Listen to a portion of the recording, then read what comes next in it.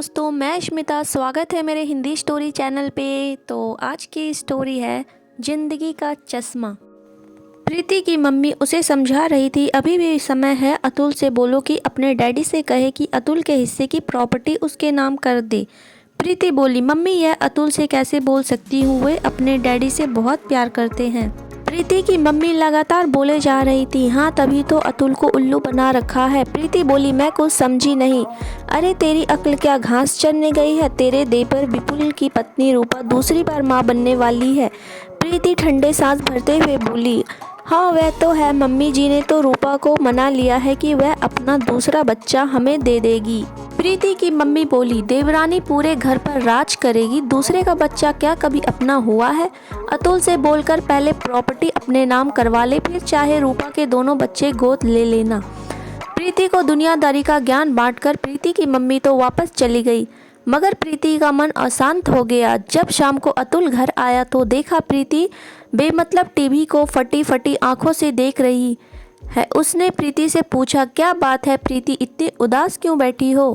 लग रहा है कि मेरा इस घर में कोई अपना नहीं है। अतुल प्यार से उसके सर पर हाथ फेरते हुए बोला, ऐसा क्यों कह रही हो? तुम्हारे डैडी की सारी प्रॉपर्टी आगे जाकर विभाजित होने ही है, तो तुम क्या हिस्सा अभी क्यों नहीं मांग लेते हो? ऐसा करने से क्या पूरा परिवार तुम्हारा अपना हो जाएगा? अतुल बोला। प्रीति बोली, मुझे सिक्योर महसूस होगा। तुम्हें मालूम है कि मेरे माँ बनने का चांस ना के बराबर है। अतुल बोला, हम पहले भी इस बारे में बात कर चुके हैं। तुम मेरी जिम्मेदारी हो, मेरे डैडी की नहीं। तुम्हारी खुशी या सिक्योरिटी मेरी जिम्मेदारी है, और डैडी की प्रॉपर्टी से तुम्हें क्या खुशी मिलेगी, यह मुझे आज तक समझ नहीं आया। प्रीति बिना कुछ बोले पैर पटकते हुए दूसरे कमरे में चली गई। प्रीति और अतुल की शादी 7 वर्ष पहले हुई थी। दोनों के रिश्ते बेहद मधुर थे। दोनों की छोटी सी प्यारी सी दुनिया थी। बस कमी थी एक बच्चे की। शुरुआती में दोनों ही बच्चा नहीं चाहते थे। बाद में बहुत प्रयास के बावजूद प्रीति और अतुल के आंगन में फूल नहीं खिल पाया। डॉक्टर से चेकअप कराया तो पता चला कि प्रीति की फैलोपियन ट्यूब ब्लॉक्ड है और इसका कोई इलाज नहीं है। प्रीति रिपोर्ट पढ़ने के बाद रो रो कर बुरा हाल हो गया था, परंतु अतुल ने यह बात अपने कमरे से बाहर जाने दी थी। वह खुद ही प्रीति को डॉक्टर के पास लेकर जाता था। उसने सबको यह बता दिया था कि इलाज चल रहा है। घर वाले भी यह सुनकर चुप हो गए थे।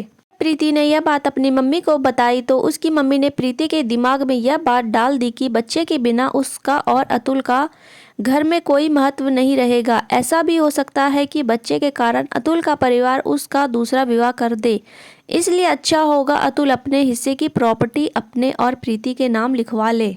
प्रीति जब जब यह बात अतुल से करती तो वह यही बोलता, प्रीति आखिर हमारे बच्चे ना होने में और डैडी की प्रॉपर्टी के बीच क्या संबंध है? फिर प्रीति की देवरानी रूपा के बेटे का जन्म हुआ।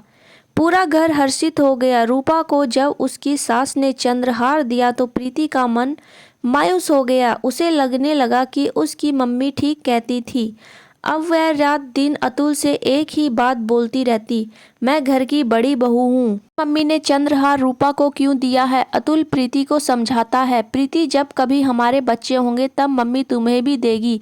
अगर तुम्हारा मन है तो मैं तुम्हें खरीद कर दे दूंगा। मगर प्रीति को अतुल की कोई भी बात समझ नहीं आती। वह माँ न बन पाने के कारण हीन भावना का शिकार हो गई थी। बात बात पर अपनी देवरानी रूपा को नीचा दिखाने की कोशिश करती।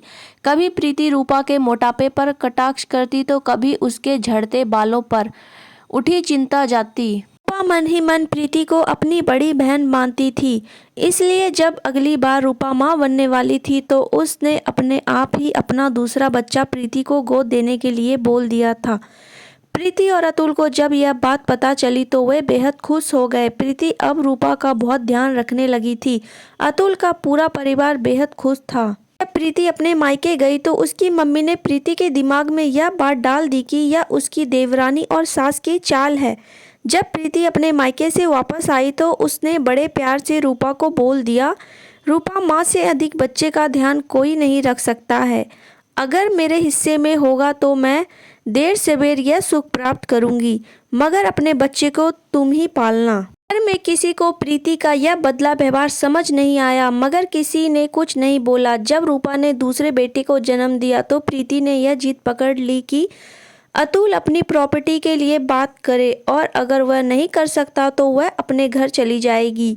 पूरे घर में हंसी खुशी का माहौल था, मगर प्रीति ना जाने क्यों उखड़ी उखड़ी थी। उसे लग रहा था कि कुदरत ने उसके साथ नाइंसाफी करी है। जब रूपा के बेटे का नामकरण संस्कार हुआ तो प्रीति अपने घर चली गई। अतुल ने जब उसे फोन करके आने के लिए कहा तो बोली, मेरा तुम्हारे घर में बहुत अपमान हो चुका है।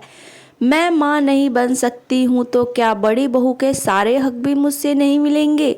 हर बार बच्चा होने के बाद रूपा को मम्मी कभी चंद्रहार तो कभी कड़े देती है, मेरा क्या? अतुल बोला, पगली मम्मी ने तुम्हारे लिए भी सोने की चैन बनवा रखी है। उसे वे तुम्हें नामकरण के दिन ही तो देती। मगर प्रीति को विश्वास नहीं हुआ। प्रीति और उसका परिवार नामकरण में नहीं गए। सारे रिश्तेदारों में खुसुर फुसुर हो रही थी। अतुल दिल से प्रीति को चाहता था। उसे प्रीति का व्यवहार समझ नहीं आ रहा था। जब नामकरण के पश्चात अतुल और उसकी मम्मी पापा प्रीति को लेने के लिए गए तो प्रीति की मम्मी ने खुलकर बोल दिया, मेरी बेटी तभी वापस जाएगी जब आप अतुल की प्रॉपर्टी उसके नाम कर देंगे। अतुल के पापा बोले, देखिए प्रीति हमारे घर की बहू है और मुझे जान से भी अधिक प्यारी है, मगर मैं अपने जीते जी यह नहीं करूँगा। अतुल ने भी कहा, मम्मी प्रीति को हम पलकों पर बिठाकर रखेंगे।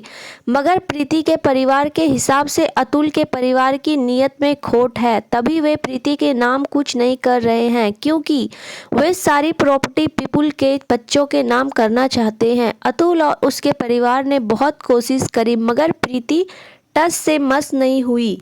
अतुल रोज फोन करता मगर प्रीति फोन नहीं उठाती। प्रीति की मम्मी उसके कान भरती रही, अतुल से बिल्कुल बात मत कर, खुद रास्ते पर आ जाएगा। देखते ही देखते 2 माह बीत गए। अतुल भी निराश हो उठा था। उसकी तरफ से प्रयास ढीले हो गए थे। प्रीति ने अपने परिवार के कहने पर अतुल के खिलाफ डिवोर्स का केस कर दिया।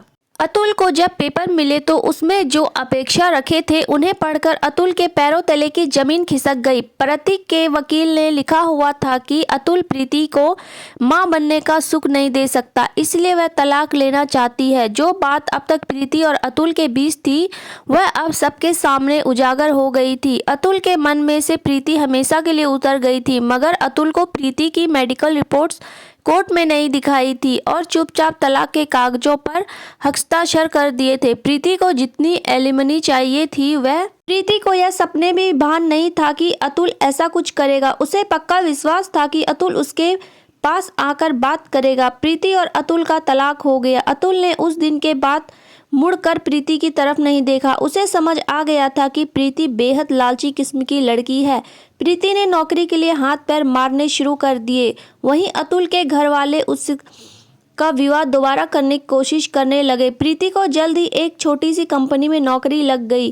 कंपनी में प्रीति ने थोड़े ही समय में अच्छी खास बना ली। उसकी दोस्ती संदीप से हो गई जो वहां ब्रांच मैनेजर था। प्रीति की मम्मी ने प्रीति के मन में यह बात डाल दी थी कि अब वह संदीप के ऊपर शादी करने का दबाव डाले। प्रीति घुमा फिराकर संदीप से विवाह के लिए बोलती रही, मगर प्रीति को तब गहरा धक्का लगा जब संदीप बड़े मजे से अपनी मंगनी करके वापस आ गया। प्रीति के गुस्से करने पर संदीप बेशर्मों की तरह बोला, प्रीति मैं भला क्यों तुमसे शादी करूंगा, यह मेरा पहला विवाह है, मैं तुम्हारी तरह तलाकशुदा नहीं हूँ। प्रीति बोली, जब मेरे साथ घूमते फिरते थे तब याद नहीं आया। संदीप बोला, उसमें तुम्हारा भी फायदा था और वैसे भी तुमसे कोई बाल बच्चे वाला आदमी ही विवाह कर सकता है। प्रीति उसके बाद वहां खड़ी ना रह सकी। घर आकर वह बहुत रोई। उसे लग रहा था कि उसने बिना किसी कारण अपनी सुखी संसार में आग लगा दी। प्रीति को मालूम था कि अतुल का परिवार उसका दूसरा विवाह कराना चाह रहा है। अब वह अतुल को सोशल साइट पर मैसेज करने लगी थी। अधिकतर मैसेज अतुल पढ़कर छोड़ देता था। प्रीति के लिए अतुल का यह व्यवहार असहनीय था।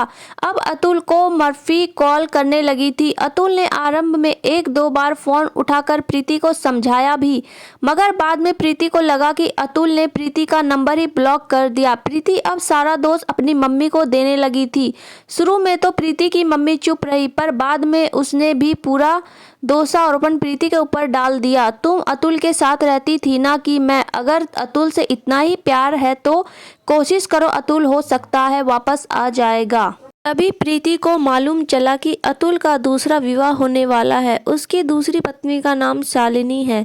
प्रीति शालिनी को देखने के लिए बेहद उत्सुक थी और जब उसे पता चला कि शालिनी देखने में बस सामान्य ही है और उसकी रंगत भी गहरी है तो उसे लगा कि मानो उसकी मन की मुरादें पूरी हो गई। फिर एक बार प्रीति ने शालिनी को अतुल के साथ मार्केट में देख लिया। अतुल के भव्य व्यक्तित्व के आगे शालिनी कहीं भी नहीं ठहर रही थी। प्रीति खुद आगे अपना परिचय देने लगी।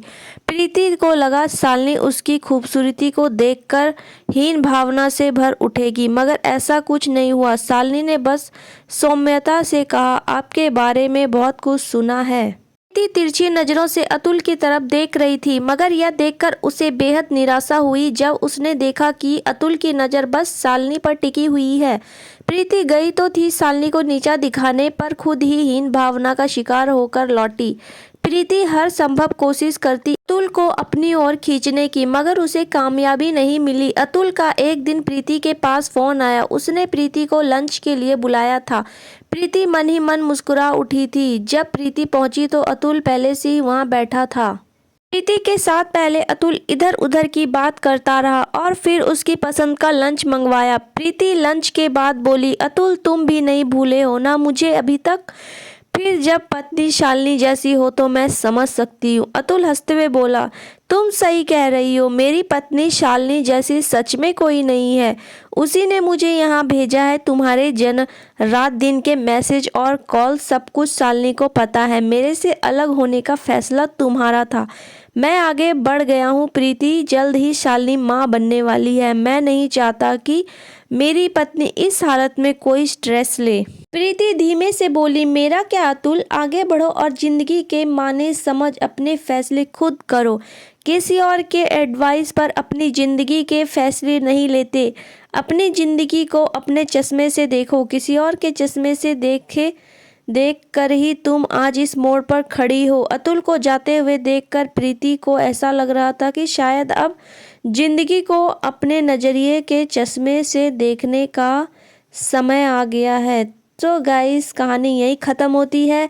तो आप लोगों को आज की कहानी कैसी लगी कमेंट में बताइएगा। और सॉरी गाइस, मैं थोड़ी बीमार थी तो मेरा वीडियो लेट हो गया, पर आज से कंटिन्यू होगा। सो मेरे चैनल को like comment share and subscribe करना बिल्कुल भी ना भूलें। मिलते हैं नेक्स्ट वीडियो में नेक्स्ट कहानी के साथ। Bye bye guys.